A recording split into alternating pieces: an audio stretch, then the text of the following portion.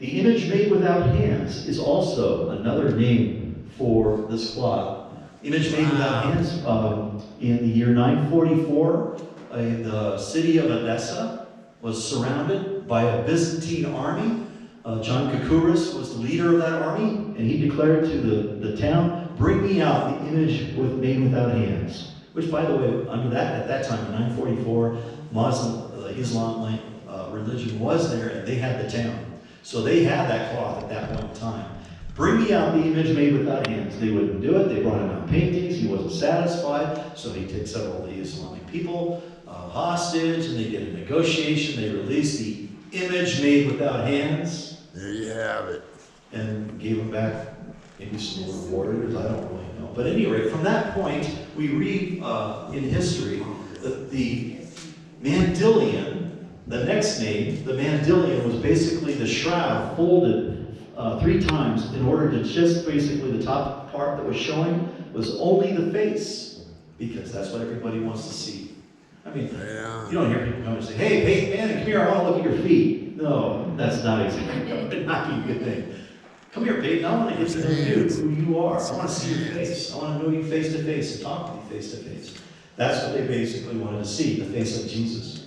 So the Mandylion is actually, there are documents that document the arrival of the Mandylion in what is now Istanbul. At that time it was called Constantinople. It arrived on August 15, 944. Documented in history, sealed. That's when, now that's kind of cool because Constantinople is the land bridge between Asia Yes. and Europe. This shroud had a mission. It was going places. It went back to where the faith in God started, and it then traveled all the way across Turkey and was heading in the direction of my home at in Applewood Baptist, in Applewood, Colorado. It was heading my direction. I didn't know it. So, and the message of what happened with Jesus. Good thing. You probably didn't realize that. Did you think that I was that important? I don't know. But anyway, it's headed your way too, so it's now here in this church. So the Mandylion arrived August 15th, 944. The Shroud of Turin, it basically went on tour, touring Europe, and it's been in Turin, Italy since 1578. There you go. How about that? Through fires, twice. In the last one, in most of our lifetime, in 1997, it was in the Cathedral of the St. John the Baptist in Turin, Italy. Once again, cathedral caught on fire. The firemen and the neighbors had to come over, break into the church, and rescue it from sure destruction. How fascinating. So, you think somebody's not opposed to this and the message that it's bringing? You bet. Somebody, the evil one, Yes. could it be the devil? Yes, it could. They would love to see that thing destroyed. So, because it's evidence. Evidence to be presented in a trial. So, important terminology, the STIRP research project. This is where John Jackson, my friend in Colorado Springs, and I kind of crossed a little bit. The Shroud of Turin Research Project of 1978, where 30 scientists led by Dr. John Jackson performing hands-on examination. They sampled, tested, photographed the shroud with permission of the Vatican for 5 days straight around the clock. How cool is that? So I read about this in June of 1980. I was in Golden, had to go to the grocery store, went to Safeway. The National Geographic had an article. Scientists have now found what they believe to be the burial cloth of Jesus Christ. This is that article, by the way. Look at that face. I was very skeptical at that time. I basically said, yeah, right, what are the Catholics up to? That's what I said. I was very rude, but I was straightforward. What are the Catholics up to? And then I looked at the face, and I went, whoa, that looks like Alan, my college roommate. And sure enough, it does. It was amazing. So it still looks like him to me to this day. But here's the next thing that I thought. Alan said he was Jewish, and he was raised in the Jewish family. And I went, oh, maybe I ought to pay more attention to this. And so as I read the article, they found 58 types of pollen on the cloth, limestone that is specific to Jerusalem, and then the last sentence of the article kind of grabbed me by the throat.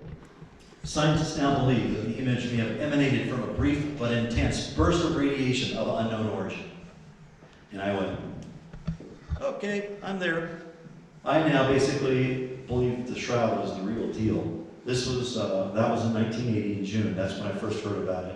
And like I said, I first received it pretty skeptical. Blast from the past. In 1986, the British Museum said, oh, those guys, those scientists, they were just all a bunch of Christians and they're all biased. So we're going to put it to another test called, it's a brand new test, something called carbon dating. So they put it through the C19 or whatever, C18, the carbon dating process.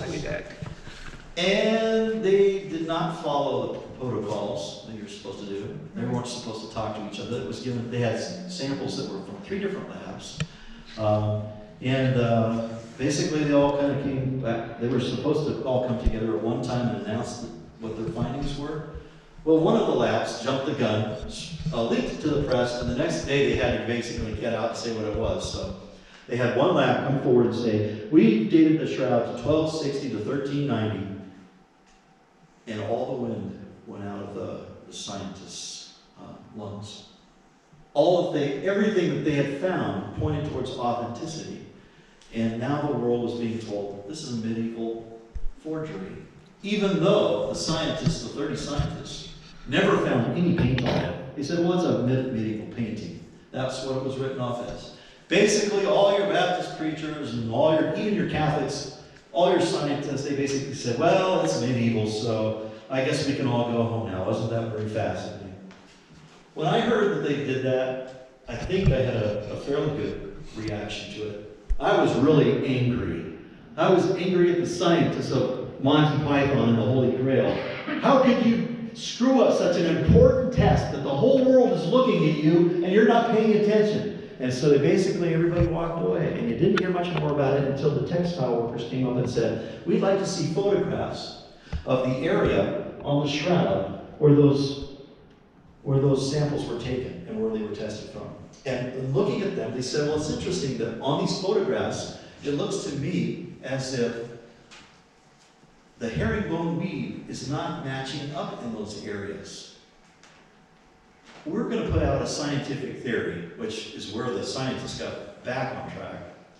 We're going to theorize that maybe there was a repair done on that piece of the cloth, and there's a cotton reweave in that, and it was probably done in France because the industry was basically able to do that in France. So, most of the scientists got very, very angry, but one by the name of Ray Rogers, who was the organic chemist, basically said, well, I can put that theory to bed right away, because I still have a piece of cloth from that particular area. And he took it out, put it under his microscope, and he saw under the microscope cotton mixed in with the linen. And not only was there cotton there, which was not there in the rest of the cloth, but you could see that the cotton had been dyed to match the rest of the cloth. It was a repair job that had gone amok. And they took the samples right out from here. You can also see there is a very dark part. The darkest part of the shroud is actually in that corner, that whole corner. It looks like the cotton has been kind of weaved in to make it basically a repair. Because prior to that, where it had been, fire of 1532, basically the cloth had been made holes in by the molten metal, and if you had held it up, it probably would have fallen apart. So it's very fragile. So now, after 2,000 years. So at any rate, the Shroud of Research Project, Shroud of Turner Research Project, 1978. Dr. John Jackson is alive to this day. We hope that he lives a long, long life. He's a good friend of mine. I can still call him and talk to him.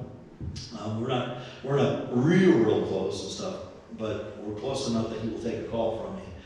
And he lives in Colorado Springs. All of the research data from 5 days, photographs and stuff, resides in the Vatican? Colorado Springs. Colorado Springs, Colorado. How cool. That's my hometown. I wasn't born there, but But anyway, so all of the data from the Shroud of Turner Research Project still resides in Colorado Springs. That's very, very cool. There's a lot of Colorado ties with the Shroud because several of the scientists came from this area. Also other ones like Los Angeles, was it Los Angeles or whatever, the research lab they got. So anyway,